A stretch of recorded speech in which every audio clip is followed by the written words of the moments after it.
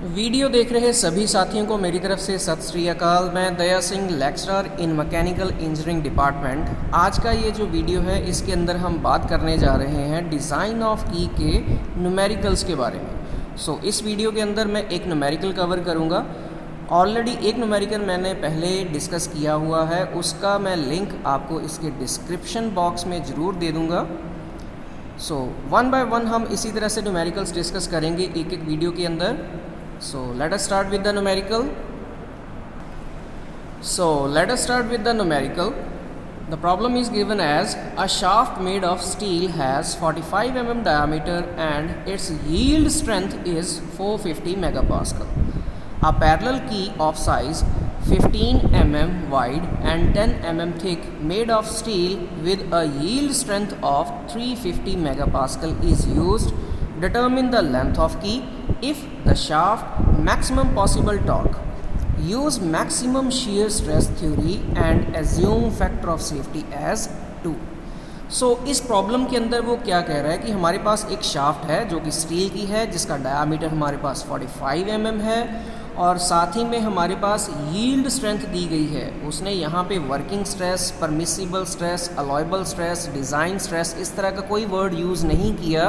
उसने yield strength use किया है, that is the maximum value, ultimate value of the stress या strength की मैक्सिमम वैल्यू गिवन है, दैट इज़ 450 मेगापास्कल। तो यही वैल्यू जो है मैम हमारे पास ये शाफ्ट की गिवन है, तो इसको हमने मेगापास्कल से कन्वर्ट कर लिया 450 न्यूटन पर स्क्वायर mm के अंदर। इसी के साथ हमारे पास कुछ और गिवन है, that is width of the parallel key which is W is equals to 15 mm, thickness of the parallel key that is T which is given as 10 mm, और साथ ही में उसने दिया हुआ है कि यील्ड स्ट्रेंथ ऑफ द की, जो की यील्ड स्ट्रेंथ है तो इसके अंदर भी अलॉयबल स्ट्रेस नहीं है, ये यील्ड स्ट्रेंथ है, उसकी मैक्सिमम परमिसिबल स्ट्रेस है, अल्टीमेट वैल्यू है स्ट्रेस की या स्ट्रेंथ की। तो that is given as 350 megapascal. इसको भी हमने कन्वर्ट कर लिया 350 न्यूटन पर स्क्वायर mm। तो इसको हमने दो जो वैल्यूज़ ली थी किसके अकॉर्डिंगली चेंज किया है। हमें पता है कि मेगा के अंदर 10⁻6 होती हैं और 1 pascal is equals to newton per square metre and 1 metre is equals to 10⁻3 mm, 1 square metre is equals to 10⁻6 square mm। यहाँ पे मेगा पास्कल की अगर वैल्यू चेंज करेंगे तो ऊपर भी हमारे पास 10⁻6 है, नीचे भी है, आपस में कैंसिल आउट होगी और जो आंसर आएगा वो हमारे पास आ जाएगा न्यूटन पर स्क्वायर mm के अंदर। तो यहाँ पे हमने दोनों वैल्यूज़ को न्यूटन पर स्क्वायर mm के अंदर कन्वर्ट कर लिया और साथ ही में हमारे पास कुछ फैक्टर गिवन है, that is factor of safety which is equals to 2। और हमने कैलकुलेट क्या करना है, that is length of the key, हमारे पास mm के अंदर कितनी होगी, इसको हमने कंसीडर कर लिया, दैट इज़ लेट अस से LMM। तो यहाँ पे उसने एक और चीज़ क्वेश्चन के अंदर बोली है कि जो ये क्वेश्चन आपको करना है ये किस थ्योरी के अकॉर्डिंगली करना है, हमें मैक्सिमम शियर स्ट्रेस थ्योरी के अकॉर्डिंगली। तो इसके अकॉर्डिंगली हम क्वेश्चन को सॉल्व आउट करेंगे। तो हम पहले देख लें कि ये मैक्सिमम जो शियर स्ट्रेस थ्योरी है ये होती क्या है या इसके अकॉर्डिंगली हमारे पास क्या रिलेशन होता है जिसको हमने यूज़ करके फर्दर आगे क्वेश्चन सॉल्व आउट करना है। तो इस रिलेशन के अकॉर्डिंगली हमारे पास क्या चीज़ है, मैक्सिमम शियर स्ट्रेस थ्योरी के अकॉर्डिंगली मैक्सिमम जो शियर स्ट्रेस होती है शाफ्ट की वो दी गई होती है हमारे पास tau maximum is equals to that is maximum जो हमारे पास यील्ड स्ट्रेंथ गिवन है divided by factor of safety multiply by 2। तो नॉर्मली वैसे अगर हम देखें तो जो हमारे पास परमिसिबल स्ट्रेस का जो फॉर्मूला है वो गिवन होता है ultimate stress divided by factor of safety, ये होता है। मगर इस कंडीशन के अकॉर्डिंग ये उसने बोला है कि मैक्सिमम शियर स्ट्रेस थ्योरी के अकॉर्डिंगली हमें ये फॉर्मूला कैलकुलेट करना है। तो उसके अकॉर्डिंगली यहाँ पे जो वैल्यू मेरे पास बन रही है दैट इज़ हमने अभी डिस्कस किया, इसको डिवाइड बाय 2 भी करना है। तो यहाँ पे हमने जस्ट वैल्यूज पुट कर दी, जो हमारे पास यील्ड स्ट्रेंथ दी गई है शाफ्ट की उसको मैंने डाल दिया 450 डिवाइडेड बाय 2, इसका आ गया, फैक्टर ऑफ सेफ्टी भी हमारे पास 2 है। इनको कैलकुलेट करने के बाद जो मेरे पास आंसर आया that is 112.5 Newton per square mm। इसी तरह से हम मैक्सिमम शियर स्ट्रेस थ्योरी के अकॉर्डिंगली ही हम की के लिए कैलकुलेट करेंगे कि maximum shear stress for the की क्या होगा। तो जिस तरह से हमने शाफ्ट के लिए निकाला था हम की के लिए भी निकालेंगे, क्योंकि दोनों की वैल्यूज़ हमारे पास अलग अलग गिवन थी। तो tau maximum for the key is given as maximum yield stress divided by 2 into factor of safety. तो मैंने वैल्यूज़ पुट की और आंसर आ गया मेरे पास 87.5 न्यूटन पर स्क्वायर mm। तो यहाँ पे मेरे पास ये इसकी जो परमिसिबल या कह सकते हैं वर्किंग स्ट्रेंथ निकल आई की।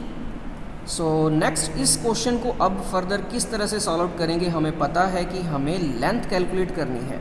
सो लेंथ कैलकुलेट करने का जो हमारा फॉर्मूला रहेगा वो कुछ इस तरह से होगा। मैं थोड़ा सा आगे स्किप कर रहा हूँ कि नीचे सीधा आप देख सकते हैं कि जो हमारा फेलियर ऑफ द की होता है उसके अंदर हमने ऑलरेडी डिज़ाइन के अंदर डिस्कस किया था T is equals to L into W into tau into D/2। इस फॉर्मूला के अकॉर्डिंगली हम यहाँ से लेंथ कैलकुलेट करेंगे।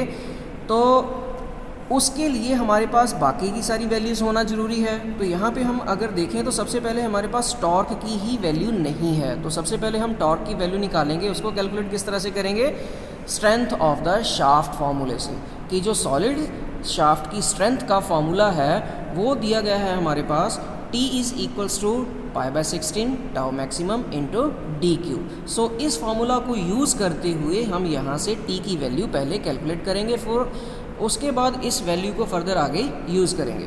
तो T is equals to π/16 constant है, यहाँ पे टाउ मैक्सिमम।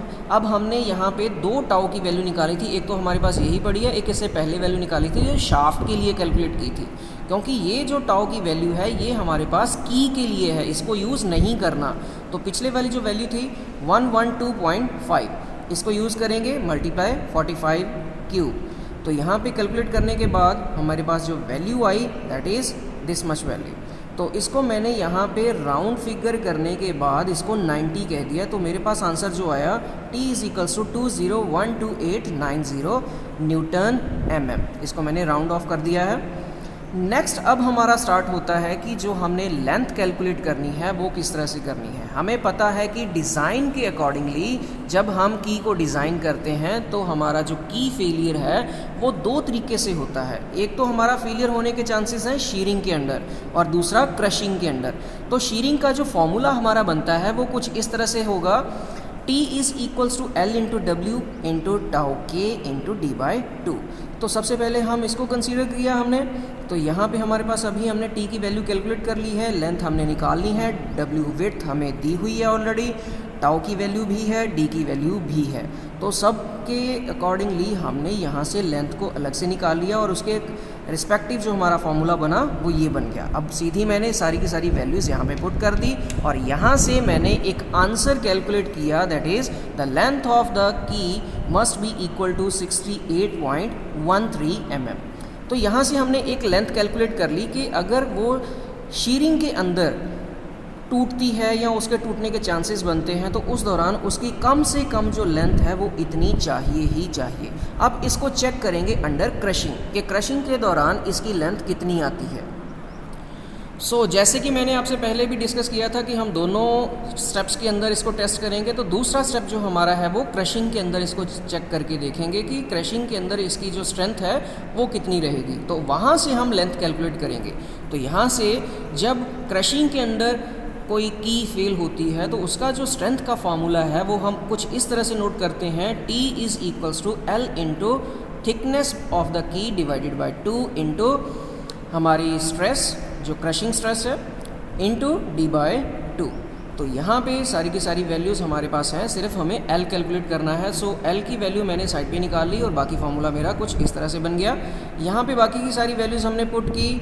4 इंटू T की वैल्यू है, स्मॉल t की वैल्यू है, ये इसकी मेरे पास क्रशिंग स्ट्रेस की वैल्यू है एंड D की वैल्यू है। सारी की सारी वैल्यू डालने के बाद यहाँ पे हमने लेंथ जो कैलकुलेट की वो हमारे पास कुछ इस तरह से आ गई।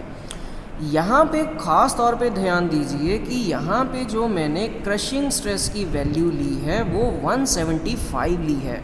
तो यहाँ पे 175 तो मेरी दोनों की दोनों स्ट्रेसेस में नहीं आ रही थी। पहले अगर हम देखें तो ये हमारे पास किस तरह से आई, अगर हम स्टार्टिंग में देखें तो वहाँ पे सिर्फ उसने शियर स्ट्रेस की वैल्यू बोली थी कि हमारे पास मैक्सिमम शियर स्ट्रेस थ्योरी के अकॉर्डिंगली उसको पुट करना है। तो हम यहाँ पे टेस्ट कर रहे हैं क्रशिंग के लिए। तो क्रशिंग के लिए जो हमारी वैल्यू आएगी वो yield strength divided by factor of safety, सीधा ही फॉर्मूला जब हम लगाएंगे तो वहाँ से जो हमारे पास परमिसिबल स्ट्रेस आएगी या अलाइबल स्ट्रेस आएगी उसको हम कंसीडर करेंगे as the allowable stress for this formula.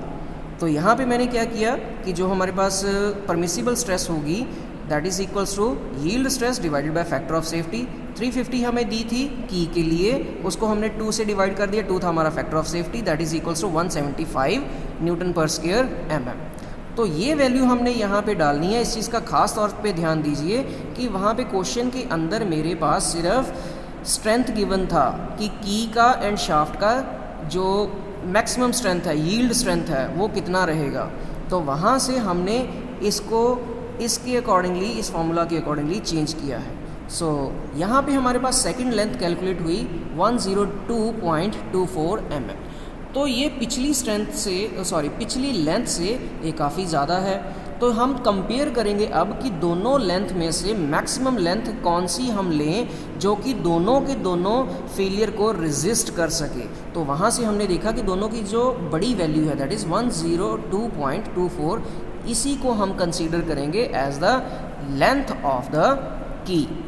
तो यहाँ पे मेरे पास L की वैल्यू आ गई 102.24, इसको मैंने राउंड फिगर कर लिया as per the standard value और near to the standard value that is 105 mm।